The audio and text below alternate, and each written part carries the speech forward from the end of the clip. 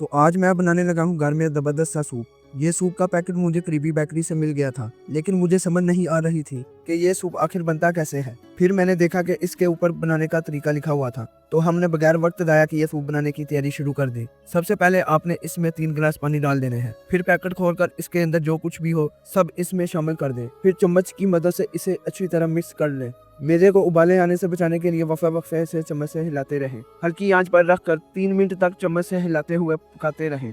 Soup तैयार हो रहा है, लेकिन अगर आपने अभी तक चैनल को लाइक नहीं किया तो जल्दी से लाइक कर दें। इसके बाद अंडा अच्छी तरह फेंट कर बीच डाल दें। फिर इसको अच्छी तरह मिक्स करने के बाद मजीद इसे आपने 2 मिनट तक पका लेना है। 2 मिनट के बाद मेरा सूप बिल्कुल तैयार हो चुका था। सूप देखकर तो आपके मुंह में भी पानी आ गया होगा। तो अभी वीडियो देख ले, बाद में बना भी ले। फिर क्या, मैं जल्दी से अपने रूम में आकर बैठ गया और सूप इंजॉय किया। सूप वाकई बहुत मज़ेदार बना था।